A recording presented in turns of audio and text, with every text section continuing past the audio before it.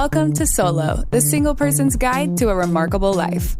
Your host, a behavioral scientist and bachelor, talks to leading experts and successful singles about living solo and living well. Travel more, make things, sleep in when you want to. Here's the playbook for the person who is unapologetically unattached. Now, please welcome Dr. Peter McGraw. Welcome back. As you know by now, I've launched my new book, Stick to Business, right in the middle of the pandemic. With the book promotion slowing down, I'm turning more attention to focus on solo. Do you want to help with the podcast? Well, first, I want to get the community going, so please sign up on the Solo Podcast page at petermcgraw.org.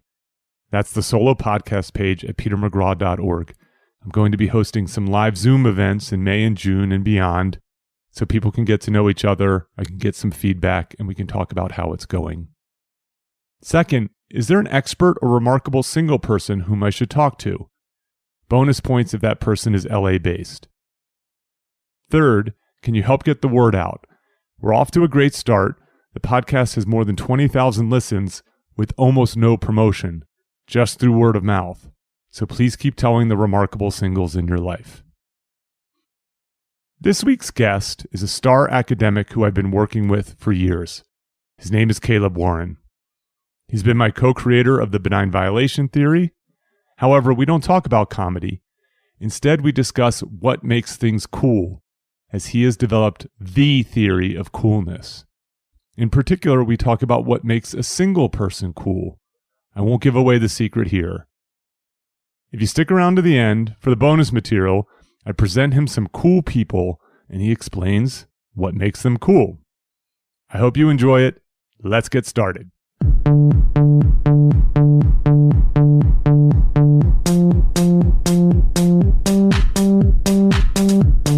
Welcome to Solo, the single person's guide to a remarkable life. I'm Peter McGraw. Today's guest is Caleb Warren. Caleb thinks, writes, and sometimes teaches as an associate professor in the marketing department at the University of Arizona. Caleb teaches consumer behavior and digital marketing, but he is most interested in explaining why and when people respond positively to behaviors that part from the norm. In his spare time, he writes and performs songs about townies and the boys and girls who party with them. Welcome, Caleb. Thanks for having me here. So, the listeners should know this, that you and I have a long relationship dating back to 15 years now. 15 years. 15 years this summer. You look exactly the same. I look 15 years older. You were a graduate student at the University of Colorado, and we ended up doing what has turned into a long-standing research project on what makes things funny. Yes.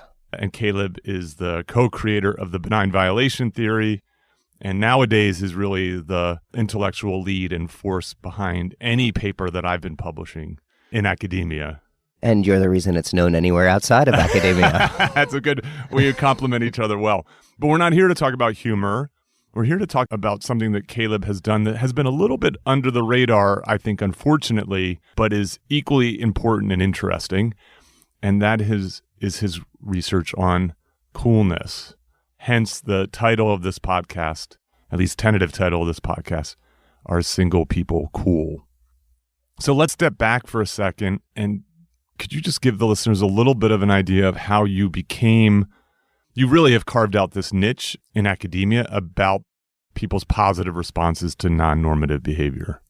Maybe define non-normative for people who don't know that lingo. Of what people, cultures, societies, even two people in a relationship are able to coordinate their behavior and get along because they agree on certain things, the way the world should work, the way they should interact with one another, that I'm going to call norms. Sure. So it's a norm to, say hello when you greet someone and they say hi back. It's a norm to drive on the right side of the street in the U.S. or the left in England.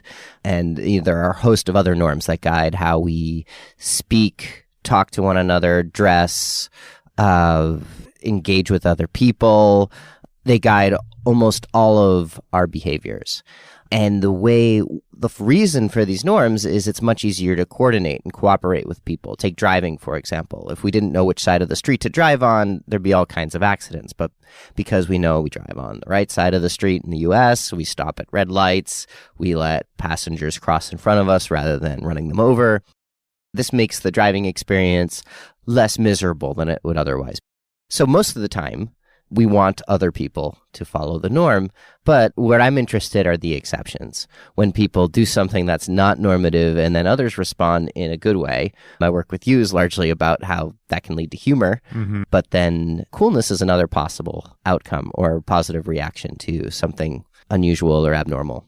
Yeah, so a couple quick reactions to that is some of these norms are written down, right? So laws about driving, and then others are more informal. So they're Correct. Often unspoken, or as my buddy Jeff Leitner says, unwritten. They're sort of unwritten rules. Most norms are unwritten.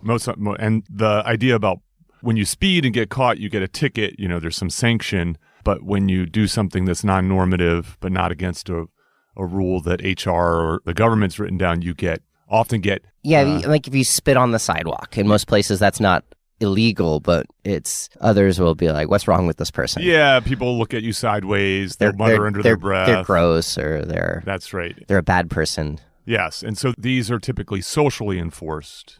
Correct. Yes. And I mean, I think anybody who, as you reflect on your life, you can think of these things. I think they're most on display when you go to another culture. Yes, or even around a group of people you're not familiar with. You pay a lot more attention to the norms. Because most of the time, the influence of these norms on our behavior, we don't recognize it at all. Yes. It's so we've internalized them to such an extent that when someone says hi to us, we don't think about what should I do here. Just the response comes very naturally and quickly. Yeah, I think one of those things is like, all this terror around coronavirus has people reconsidering whether they should be shaking hands, and yet shaking hands is such an automatic thing that's sort of hard to override when someone extends their hand. Yes. You just automatically put it out. So this idea that single people are cool, of course I like, but part of that has to be rooted in this notion that there are certain norms, the kind of standard ways of living in the world. Yes. Before we get to that, let's talk a little bit. We're obviously going to get, listener, don't worry, we're going to teach you what makes something cool. I have really fun bonus material where I'm going to give Caleb some notable cool people, and he's going to tell us why they're cool. So we're going to actually do a little bit of dissection here. But I think the first thing to start with is the idea of coolness as a form of status and how that deviates from the kind of typical form of status. So when you were working on your dissertation, I remember reading your proposal, or at least sitting, I don't actually remember reading your proposal, but I remember it was long. sitting in your proposal defense, and you talked about this idea. I just love when this happens, when someone says something and you just immediately go, oh, yes, I see that, but I never knew that before. It's the best part of learning when something gets told to you and it seems self-evident. So if you could recreate that magic for me, I'd appreciate it. I'll do my best. Okay. The original idea with the dissertation, there are two ideas, and they're not all that closely connected. So the one Pete is talking about now is how cool is an alternative form of social status. When I read about social status as both an undergraduate and a graduate student, it was often talked about as people become high status by, and it was usually defined the same as social class, by having money, by having a job that offers lots of prestige, by having education, and basically following the norms of a society. What people might call SES, or socioeconomic status. Mm-hmm. So socioeconomic status would be income, occupational prestige, and education in most measures. But what struck me about coolness, one of the things is people appear to be very high status, and a lot of times these are celebrities or cultural icons, but through a different means. A lot of times it wasn't because they were educated or had what would be, by traditional standards, a prestigious job or money. It was because they were sort of carving their own path, doing something different.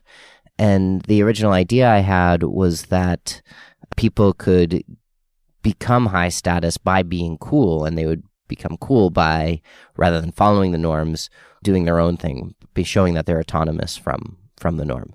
I didn't end up testing that idea very much, but Sylvia Bellezza and her colleagues did a very similar thing a few years later and found good support for, they call it the red sneakers effect. Mm-hmm. When a professor goes in front of a university class wearing red sneakers rather than your more normative black dress shoes. Or business shoes. Right. Yes. The students infer that that person has higher status. And they showed this also at one of the studies. They go to an academic conference and code who's dressed poorly, like jeans, t-shirt, as opposed to formal attire. And they find that the people who, there is a real correlation there. The people who have higher status are the ones who are flouting the norms, going against the conventions, wearing, more likely to wear t-shirts, jeans, that sort of thing. Yeah, so I like that idea in part because one of the neat things about it is you're seeing this, I think, in a little bit more than ever now in the digital age, because if you're young, there's this alternative path. I mean, it doesn't have to be young, but oftentimes when you're young, there's this alternative path to status because getting education, getting a prestigious job takes time, effort, it's deliberate, and often doesn't happen until your middle age. But young people can do it with Instagram. Yes, especially if you're looking at, like you say, education, occupational prestige, income, all these things, unless you're born with income or money, take time. Whereas coolness, on the other hand, is quicker in that if you do something different or show that you're someone who doesn't follow the norms and you're able to do that in a way that people don't just think you're a freak, then that will seem cool. And that can be fairly quick if, wearing an interesting new fashion or coming up with music that people haven't heard before or some crazy idea that others see and are like, oh yeah, that's great. All those things can make a person cool relatively quickly. So how did you get to this idea? How did you decide, I'm going to study coolness? Well, I was in a marketing PhD program studying consumer behavior. And there are all these theories about decision making, and people choose the option that gives them the highest utility. There was information processing theories too that talk about attitudes and things like that. But when I looked around me and both my friends and even my own behavior, it seemed like a lot of the times we were listening to music or buying products, not because we thought they gave us a lot of utility, but because we thought they were cool. Yeah, and utility is just an economist way of saying a high degree of satisfaction. Yeah, it's a generic form for use. I mean, it comes from usefulness, right? Mm-hmm. But whereas coolness is much more about symbolic value. Mm-hmm. So let's get to the sort of punchline, so to speak. You didn't just develop a theory, you did a bunch of tests on this stuff. So what is it that makes something, someone, and it's typically someone, cool? No, well, it can be a person, it can be a behavior, it can be a product or a brand, especially because people... Or a category of people. Or, yes, or a group of people. Yes. Like single people. Although, as we'll see, I'm going to just foreshadow this. Not all single people are cool. So no, I hate to let you folks down. Not all of any group of people are cool, but some groups on average are cooler than others. Yes. So the theory, when I started, I was thinking like, oh, just being different, being rebellious, being autonomous is cool. But most of the time, it's not. If I were to just start driving my car on the wrong side of the street, people would not think that was cool. No one's like, that dude is super cool. Right. They'd be like, let's check him into the mental institution. Like, that guy's an asshole. Yeah. So where this ended up going, and there were actually a lot of writers who said that the way to become cool was to be different or unique or rebellious. And when I started testing this with experiments, for example, I would have a brand that would go to, some small company would go to like an industry convention and behave like hooligans. And then I'd see like, how cool do people think this company is? And they didn't. They thought they were very uncool. Mm-hmm. And it wasn't until I realized that the autonomy, the norm divergence needs to be really well calibrated. You can't just be indiscriminately breaking rules. You need to break the rules that people think are okay to break. So it's about being different or showing that you're autonomous, but in a way that the audience who's evaluating you thinks is appropriate. So that means the simplest version is being different in a good way as opposed to being different in a bad way. It can also be a little more complicated than that. Like you can simply, just by being different or showing that you're not following others, as long as people see some sort of potential value or opportunity, rather than seeing what you're doing as being harmful, disrupting the social order that you care about. Now, this is more complicated because a lot of times we're in groups. There's all these different social orders. There are different subcultures within a culture, and they all have their own set of norms. So if I'm in a punk subculture, then breaking the punk norms might not be cool, but breaking mainstream norms tends to be seen as cool. Okay, so let's. To those punks. I want to recap a few of these things just because I think for the average person, almost everyone who's listening, this is like a brand new idea. Okay. So first of all, Caleb is going to use a bunch of music examples because he's a musician and has, in my opinion, some of the best taste in music that I know, in part because he regularly feeds me musicians to listen to and I like them. So I like this idea that what makes something cool is this idea of, yes, there's some rebelliousness, there's some deviance, there's some non-normative behavior, but the rules that are being broken are the ones that in some way are okay to break. Yes. And the breaking may be connected ideally to something that's potentially valuable or good. Correct. Okay. But the problem with that, especially if you're trying to be cool versus sort of unintentionally cool, is that these norms are based upon the group that you're part of, the culture that you're part of. There's a lot of nuance. So rules differ between groups of people. And so if I'm hearing you correctly, then the very same behavior can be seen as cool from one group of people, but not cool from another group of people, and completely like deviant and wrong from yet another group of people.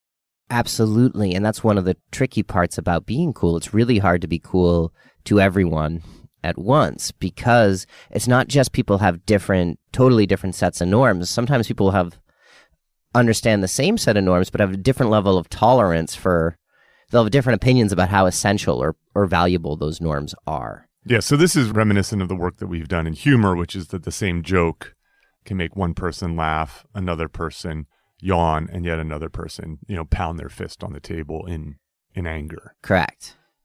Okay, so before I ask this question, what else should the listeners know or understand about this theory? So it can apply to, again, like people, behaviors, brands, products, trends, and it depends on whether the object we're talking about. So a person is seen as following the norm, and if not, whether that deviation seems appropriate in that it's good, it's valuable, it's something that's another possibility that might at least not totally disrupt the social order. So let's talk through some examples. Yes. Just because I think it'll help drive home these points. So let's start with something musical. Okay. How about someone like Bob Dylan, who in the early 60s, he started doing folk music with largely somewhat rebellious social messages. He was writing anti-war songs, and this was very much at the beginning of the 60s counterculture. So there was a whole movement of people who were against a lot of what mainstream politicians and the ideal of like sort of this cookie cutter suburb family that commutes into some big corporate office and just is trying to make money. A lot of his messages were against that, but in a way that a growing generation of people saw as valuable. Like, we don't think we should be going to war all the time. And Dylan's music represented that. And a song like Masters of War, or The Times They Are A-Changing, helped illustrate some of these countercultural ideals. And then what happened is that this folk scene became sort of normal. I see, yes. And what did Dylan do? He switched to rock and roll. Dylan went electric. And yeah, Dylan went electric, and that seemed very uncool. Which means he started playing electric guitar. He started playing electric guitar. He started playing rock songs. The lyrics became less overtly political, and this turned off a lot of his initial supporters. They went crazy. They were so pissed off. For them, this behavior these norm deviations didn't seem appropriate.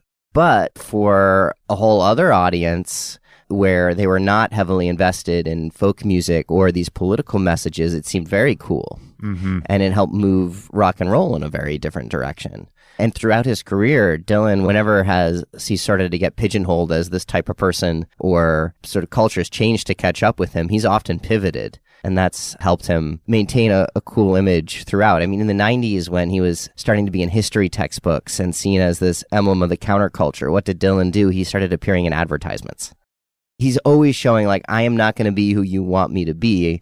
I'm going to be my own person, which is autonomous. And if you're someone who isn't put off by that particular message, so if you are not a political folkie from the early 60s, you think that change is cool. If you're Pete Seeger, then you're screaming and telling people to unplug the cord so no one can hear his message. Who's Pete Seeger? He was one of the leaders of early 60s folk music protest movement. I've never been a huge Dylan fan just because of aesthetics. I just don't enjoy his voice. Yeah, so that's something else that potentially makes him cool, is he does not have a conventional voice. Yes. But what I loved is he recently won Nobel Prize for Poetry. Is Nobel? Yeah, I think it's Nobel. Yes. And they wanted to give him the prize, and they couldn't track him down.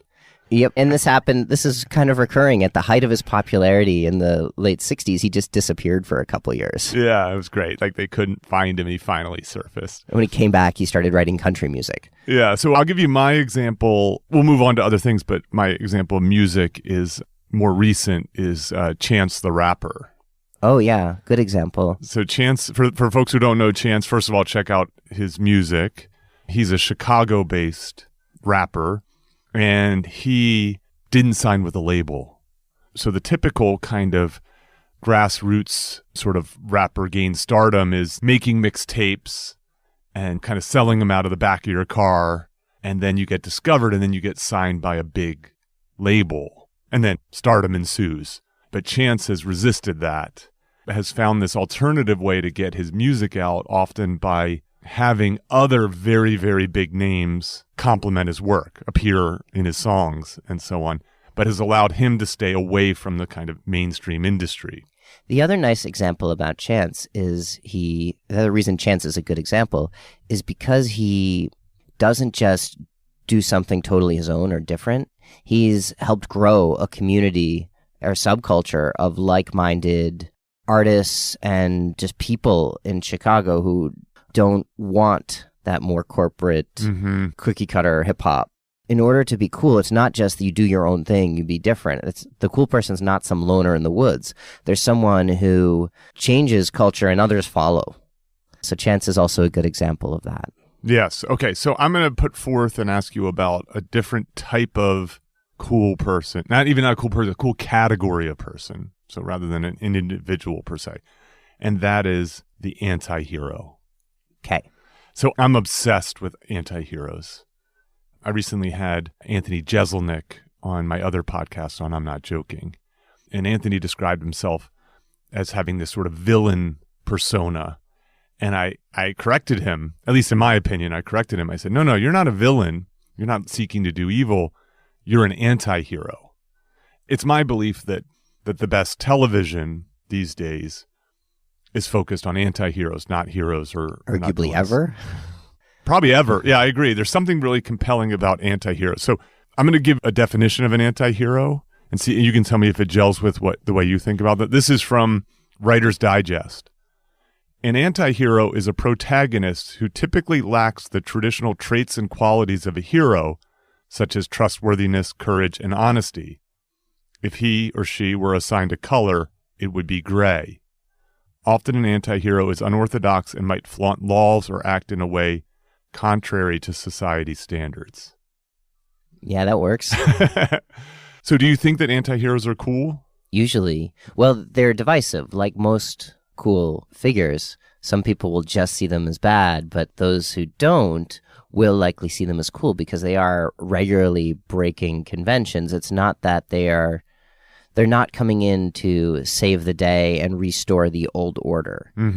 So someone like Don Draper, Al Swearingen, Walter White. These are the anti-heroes that come to mind quickest for me. There are times where watching them, so the scene that stands out for me with Walter White in Breaking Bad was when he made his son drink tequila shots until he like threw up or something like that. And you're just like, what is wrong with this person? But other times when his law-breaking behavior is targeting evil drug cartels and taking them down, you find yourself rooting for him and wanting him to win, and that's when he seems the most cool. It's sort of when those deviant behaviors are seen as having possibly a good ends, or at least pointing towards an interesting possibility. Yeah, that's great. I think I'll give you... Don Draper's sort of on my list of interesting anti-heroes. So one that I really like is... I'm not much into the Marvel Universe, but I really like Deadpool. Uh-huh. Right? Deadpool sort of starts, he's like, I'm no hero. And so, well, he's super cheeky and funny, but he also does good while also doing bad. So he doesn't fit the normal X-Men, very like angelic kind of... He's not Captain America. That's right. He's not just purely a do-gooder. And so Selena Meyer in Veep has that element. Almost every gangster in every gangster movie. Yes, they fit mob bosses, most of them. Because there's also some level, and there it's not just that they're indiscriminately breaking the law. They're often doing that in a way where they're trying to protect their people, or a lot of mafias emerged in places where there was a class of people who were not being protected by traditional law. Yes. And they came in to say, all right, the norms of broader society aren't working for us. We're going to set up an alternative system. Yes, and they still do have a set of rules of what to do, what not to do, and so on. I just love this idea, right? There's sort of this optimal level of deviance. You can't be too far away. You could see that especially in fashion and music. Mm-hmm. So take dress. There's the norm for an office job, at least historically, was wearing a suit and a tie, and usually a plain colored suit. Mm-hmm. Black, dark gray, navy blue, something like that. If you were to show up at an office with a slightly different look, so maybe an unconventional tie or no tie at all, but you're still wearing a suit, people might see that as cool. If you show up wearing a giant bunny suit outside of maybe some Silicon Valley startups, people would not see that as cool. They just see it as like, what on earth are you doing? Yeah, so I think of David Byrne has the big suit that he wears. Right, and there's a live... what is it called? Stop Making Sense? Stop Making Sense. There's a live music movie of one of their concerts, and he comes out in this enormous kind of suit, which... Well, musicians on the stage are also given much more leniency for breaking norms and conventions, as are comedians on a stage. It's why they can get away with much edgier jokes than an office worker. Before we get into single people being cool, why is it that cultures needs a strong word. Why has coolness developed within culture? So let's contrast that for a moment with the traditional socioeconomic status.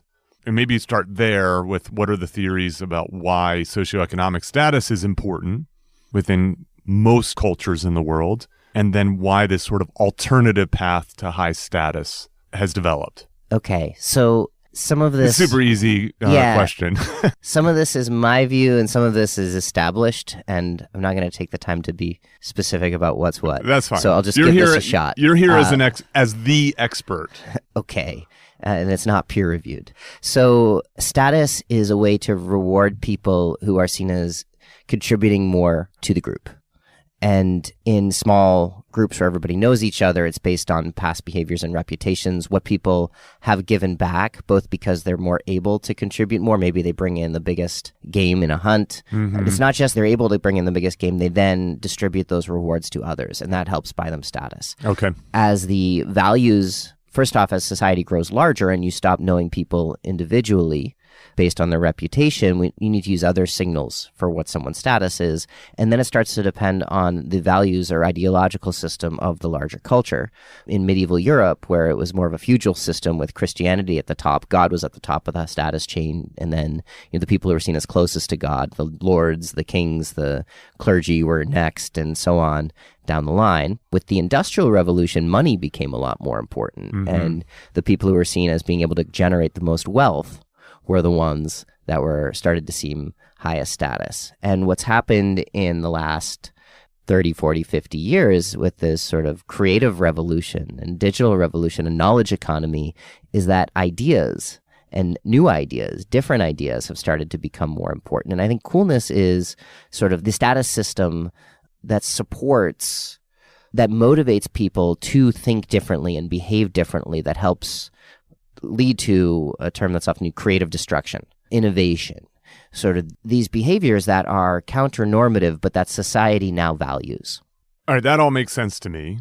The idea that essentially what a society rewards are the things that end up helping bring strength to the society. Yes. Right, and help it grow. I mean, it's easy to see in small groups.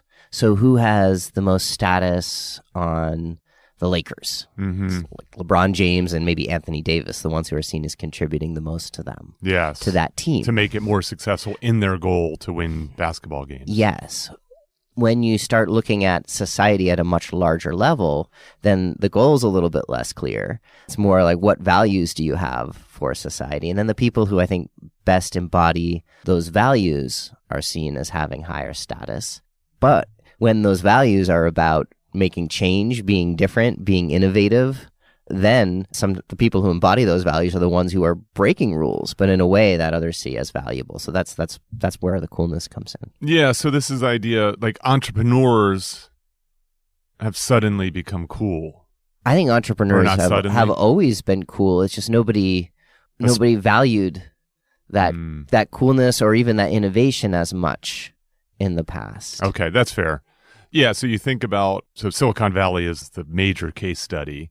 In order to make, especially, these technologies that have these huge disruptive effects, you really need to fundamentally be thinking about the marketplace and the world differently. Right. And if you look at places where coolness holds the most sway, fashion, music, the arts, technology, these are all places where change is seen as desirable. Valued. Where you can't just keep repeating the same thing that happened last year or happened 10 years ago. Right. There's a reason that coolness is valued more in these things than in accounting. Indeed. Okay, so let's get to the kind of meat of this idea. So I think the lesson in coolness and this idea of coolness as an alternative status and thinking about people in music and technology and beyond, how they have these particular qualities and behaviors that give them rise in status, and then sometimes, ironically, then give them more traditional status. Right. I mean, once you have one form of status, you can often trade it off for another. Yes. Sociologists have been talking about that for a while. Yeah, people will basically pay you to come to their party. Right. Bordeaux talks about it as a trade-off between financial capital and cultural capital. You can buy or social capital. You can buy friends with money, and if you have friends, you can get money from them. Yeah, I mean, this is two different forms of status that you can basically exchange for one another. And as I was alluding to earlier, with these sort of Instagram influencers, because of your cool behavior, you now have... They can use it to cash out. 500,000 people who follow you, and then suddenly people will pay you to promote their ideas or their products. Absolutely. Or if you're a cool band, then you can sell out a music theater and make money that way. Yes. Okay, so let's talk about single people. All right. For a moment. So I had never really thought about this until I approached you about being on this podcast. I just thought it'd be fun to talk about coolness. I think it's one of the ideas of this podcast is for people to kind of stretch themselves and to learn to think differently. Because if you're going to walk a solo path for now or forever, and you're going to do it in a positive fashion, that's what I want people inspired to do, then thinking about the world differently is going to be beneficial, whether it's related or not. Because you're living a different lifestyle and being comfortable living a different lifestyle. As long as the norms are saying you should be married and you should have a family, then being solo is going to show autonomy, at least at a certain point in life when the norm is to be in a family or not be solo. Yes, right. So it has to be the case then that... All right, so let's step back for a second. So the norm certainly is, in the United States at least, that you should get married and you should have children. At least that's reflected in the base rates of people getting married and having children, how high that is. But what it also, and so not doing that. Also in the questions you get from parents, older relatives, just other people there's often that assumption. Absolutely. Yeah. So it's not even just the demographics of it all, the statistics of it all, but it's the nature of the inquiries that you get. It's the fact that being married with children is built into policies, into rules, and into kind of everyday life. Correct. Like a lot of times it's just assumed that the unit of analysis for politics is the family. Indeed. Okay, but then if we were kind of to look back and sort of reverse engineer this based upon your theory, then there has to be sort of a sweet spot in terms of the okayness of violating this normative structure.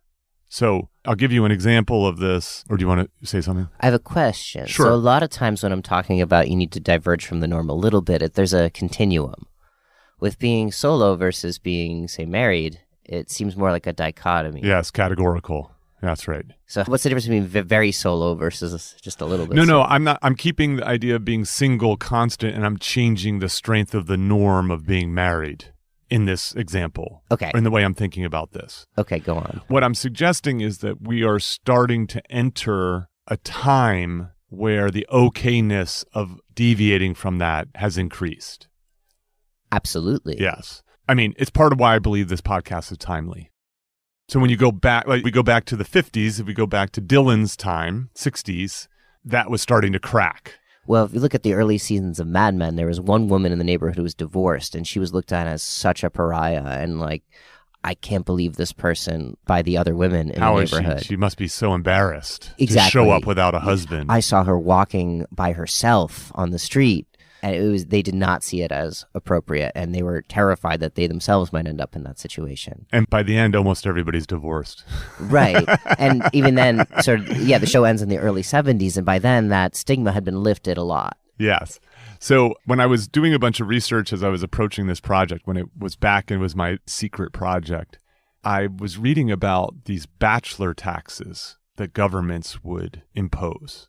So if you were a single man of a certain age, you had to pay essentially a fine. It was called a tax, but you had to pay extra money because you weren't married. And what was fascinating is that while governments appreciated single men in particular times, like if there's a war, they love single men, right? It's great to send single men off to war. Or if you need to conquer a frontier, great, send the single men out there. But once the war was over, or once the frontier was conquered, you didn't want these single men running amok. Look at executives or entrepreneurs or people who are expected to work 80, 100 hours a week, whether they're men or women. It's hard to do that and spend a lot of time supporting and being with a family. Yes. I think being solo is valuable in those areas. And the flip side of this, obviously, you get these kind of effects on women. Certainly, so during World War II, women were encouraged to work. So norms can flip and change depending on these kinds of needs. But there's a really great book called Spinster that I like a lot by Kate Bollock, who I'll have it on this podcast at some point. We're trying to coordinate. But she has all these case studies of these single women through history who sort of flaunted the conventions of the time. And what's really fascinating, they were incredibly polarizing at the time, but when you read about them now, they just seem cool as shit. Like you just go, wow, these ladies are amazing. You know, like I want to party with her. But of course, I'm seeing this now through this sort of retrospection. Once those norm violations have become a lot more appropriate or seen as, yeah, of course, that those were stupid rules anyway. She shouldn't have been following them. Yeah, so we seem to be sort of in that kind of sweet spot now where it's like there's enough questions about marriage being the right path. There's enough people who aren't doing it, certainly delaying doing it, that suggests that at least some single people can be seen as cool. Who are those? Just tell me if I'm cool or not. That's really what I'm asking. Who are the cool singles, right? So we've established this is that we're getting to the point where it's becoming okay to not get married. So this gets to one point that I haven't mentioned yet.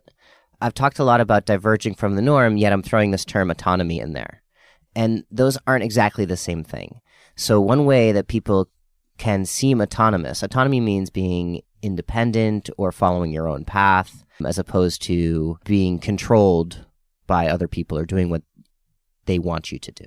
And so by going against the norm, you can show that you're autonomous, but that's not always the case because you might go against the norm because there's some because pressure. you're unable to follow the norm. Yes. I see. So that is not cool. And so if you're single and it's because you can't get a date. So I think there's a subclass of what a sociologist calls angry white men who are involuntarily celibate. Yeah, these incels, and then there's another term called MGTOWs, men going their own way. So when it's, involuntarily celibate is probably not a cool thing because they're not choosing to be celibate. It's something where they want to follow the norm, but they're just not able to. Okay. So people who are poor because they can't make money are not cool. People who could make a lot of money but choose not to, that can be cool. And same thing with being single. So people who really want to be married and are trying hard to be married and can't do it, that probably wouldn't be cool. But people who might otherwise have the ability to follow the norm, yet choose not to, there's a good chance that they could seem cool. And, okay, so first of all, thank you for telling me that I'm cool right now. This is the coolest I've ever felt. Well, the more it gets to your head, the less cool you are. Thank you. Well, I'll turn it off very soon. Trust me, as someone who doesn't feel very cool through much of his life, I appreciate this moment. I'm basking in it for 5 minutes. Enjoy it. Thank you. So, of course, then the question becomes, who sees you as cool in that situation? So what you're describing is someone who says, marriage is not for me, yet they might be appealing a partner. That's where the autonomy comes in. Mm-hmm. The fact is you're not doing major damage to the world by not getting married anymore. It's not feudal London or feudal England or Europe, But then who sees you as cool? Is it the married people? Is it the fellow, you know what I mean? Like, from what perspective? Sometimes there are multiple audiences who differ in this judgment. Mm-hmm. Usually. In this case, it's hard to tell who those would be. I see. So the people who are incredibly, for them, being in a family is the most important thing. Like family values, conservatives maybe. For them, it wouldn't be cool because it doesn't seem appropriate. For them, of course. It is threatening. It is threatening. Yes. Marriage is the ultimate end goal they view for individuals, and anyone who doesn't follow that, aside from maybe if they're Catholic priests, that would seem like not appropriate. I see. It's an affront to their important values. And then for other people, maybe younger people in their 20s or teens, who for them marriage is, somebody can do it, somebody cannot. It might not have any bearing on whether a person's cool or not, because for them it's not normative to be one or the other. But for... Yeah, it's hard to be a young single cool because you're young and single, because you're not really breaking a norm, because people when they're young. So youth culture is interesting because there are always two sets of norms. There's the norms associated with the young. Yes. And there are also the norms associated with the adults who are often seen mainstream. So a lot of times what I've read about with teens and high schools is the way kids become cool in high school is by conforming to others. And I think that's not totally true. They're conforming to the teen norms, but a lot of times those norms are the opposite of what the adults want or do or say. It's a little more nuanced than they're following norms versus they're breaking them. Okay, so is this fair to say the cool single person is there at least partially by way of choice? Secondly, kind of owns it, is comfortable with it. Absolutely. Yeah. Is there a third element to it? Well, all of these other things that we've been talking about, where being single or being married, people vary dramatically in how cool or uncool they are, depending on to what extent they stick to mainstream norms, to their ability to go against them in a way that others see as interesting or valuable.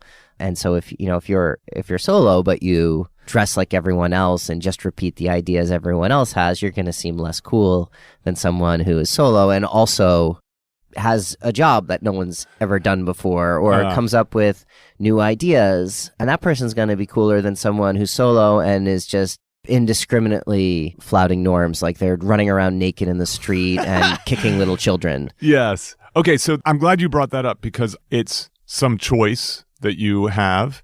It's some comfort with that choice. And then it sounds like the third thing, and this is a real principle that I have for this idea, which is that you're using your time and energy and resources to do remarkable things with your life. That's a nice way of putting it. Yeah. So that is that if you imagine you were a single person and you just lived your life as if you were a married person. You worked your 9 to 5, you did your commute, you came home to your suburban house and you sat in front of the TV, minus the children, minus the partner. That doesn't seem very cool to me. But if you I just had an episode, you go off to your boxing class as an 85-year-old woman and you're pounding the heavy bag, like that's pretty damn cool. Or you're making art, or you're starting a business, or you're traveling to Indonesia to work on the service project. Like, absolutely. I think there's potential for solo people to be a lot more cool because they have the freedom, yes, the autonomy to engage in way more counter-normative or unusual or, like you say, remarkable and interesting behaviors. Yes, that's great. Okay, so before we wrap up and get to the bonus material, I have one listener question that's actually based on coolness. So this is from Beverly. Beverly says, if in general, beyond my singleness, I want to be cool, what can I do? You need to know your culture and your audience. So first off, you need to know what's normal and what's not. Okay. And then you need to figure out which of these norms you can break without coming across as a total freak or someone who's harmful. So a lot of times, fashion's one of the easier ways to do this because there are set norms and trends that you can look at what most people are wearing. At the same time, in most settings, other people don't have really strong beliefs about everybody has to be wearing black today. Mm-hmm. And so a lot of times, one of the easier ways to do it is if wear something different than others, but it needs to be in a way that looks good. Yes. So it has to be okay. It can't just be sloppy. Yes. Like I can wear a different type of clothing by, I don't know, wearing a shirt that smells like vomit and is totally stained. And that won't be cool, even though it's counternormative. Okay, so hey Beverly, don't wear any vomit stained clothing, okay? Right, but do try to wear something that's different. Yeah, okay. So another misconception is that people become cool by not showing their emotions. So, being disaffected. Yeah, sort of appearing still, emotionless. Cool often means not showing emotion, but that's not true. Oh wait, hold on. That's like the what's the dude? Well, James Dean and Miles Davis. People who've written about this thing, they say that they become cool by hiding their emotions. Okay. That's not why they were cool. They were cool because they were breaking all kinds of norms in very interesting ways. James Dean was, on top of being very good looking, redefining what it meant to be an actor, and a lot of times his roles were highly rebellious. Miles Davis was breaking all sorts of rules with his music in a way that people found really interesting. And it wasn't because they weren't expressive. I actually have data showing that. One of my studies, I showed people 2 pictures of James Dean, one where he's smiling and one where he has that very straight face where he's not showing emotion. Mm-hmm. People think he's more cool when he's smiling. Is that right? Yes, and this effect is robust. I see it across men, women, unknown people, models, Michael Jordan. They all seem more cool when they're smiling. That's so than when they're not. Now, why is that? Is this like a likability factor? Yeah, so part of coolness, that cool has these sort of 2 dimensions.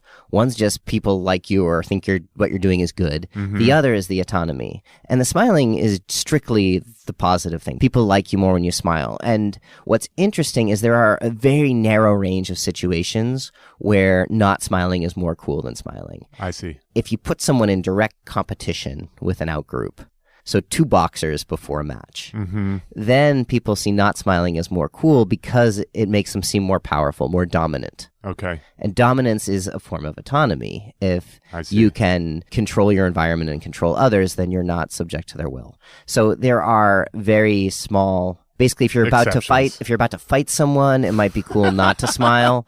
But in almost any other situation, I've seen people think other people are cool when they're emotionally expressive, when they smile. And this also fits with some new data I've found where we looked at the big 5 personality traits, and openness and extroversion are both highly correlated with how cool people see you. I see. I can see the openness to new experiences because you're trying new things. That I think hits the autonomy more. The extroversion I think hits the the positivity more. But this is also in contrast with whether, so what I'm looking at is how cool someone is versus how good someone seems. Got it. I see. And I think that makes sense because we can think both extroverts and introverts are good people. Mm-hmm.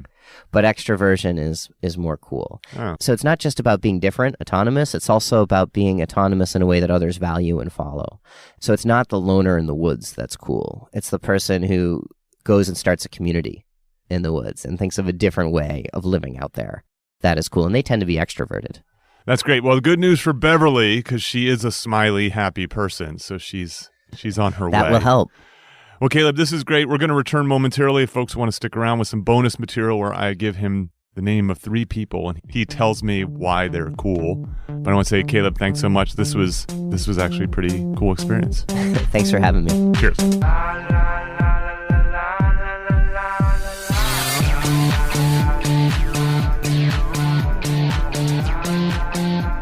Okay, we're back with a short bit of bonus material.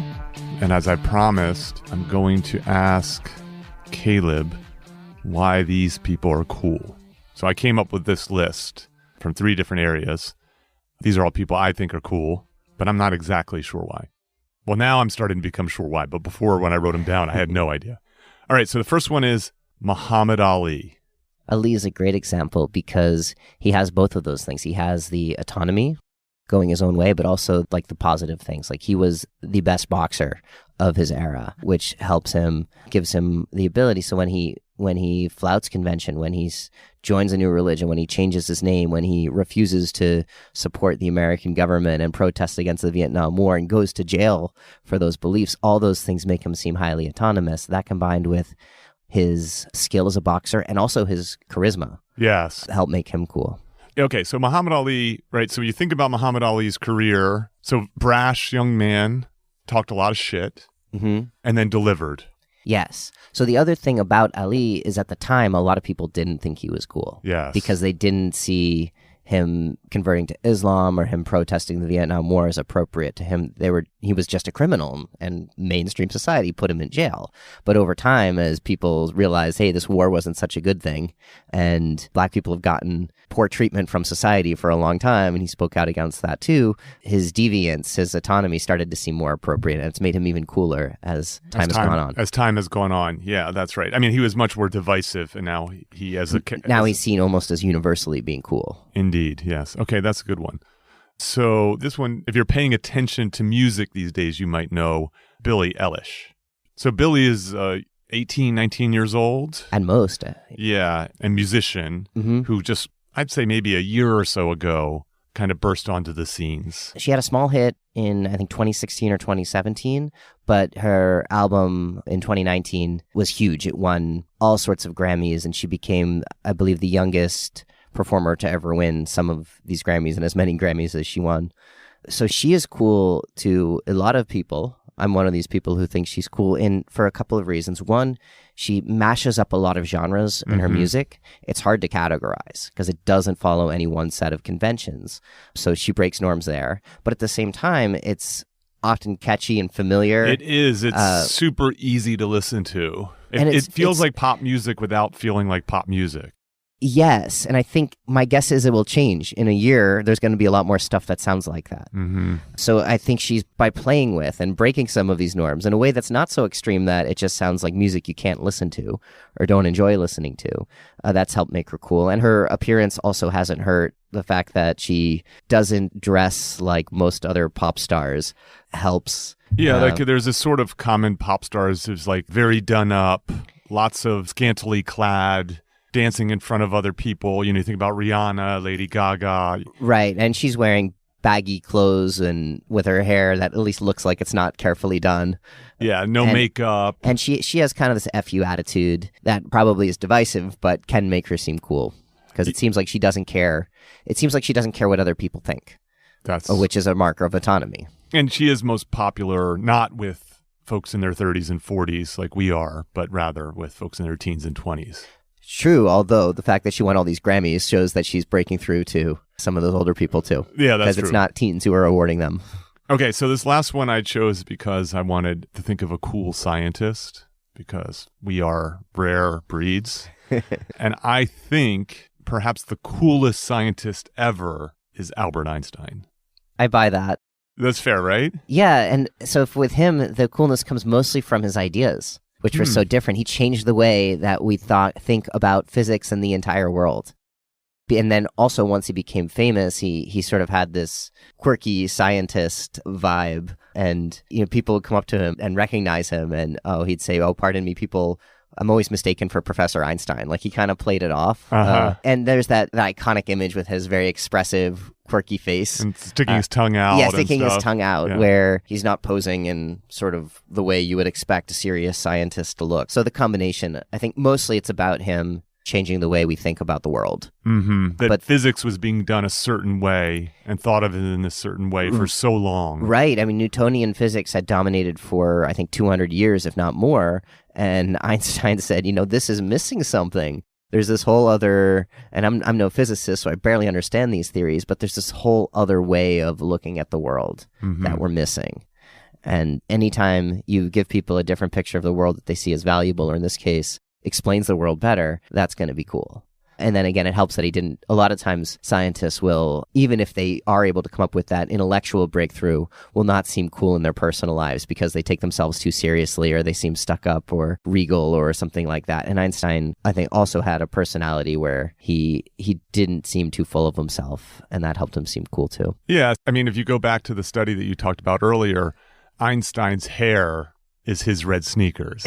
Einstein's hair, yes. That's a great point. Yeah. Great. Okay, that's super. We'll end with those three, and thanks for sticking around for a little extra bonus material, Caleb. Oh, thanks for having me. Cheers.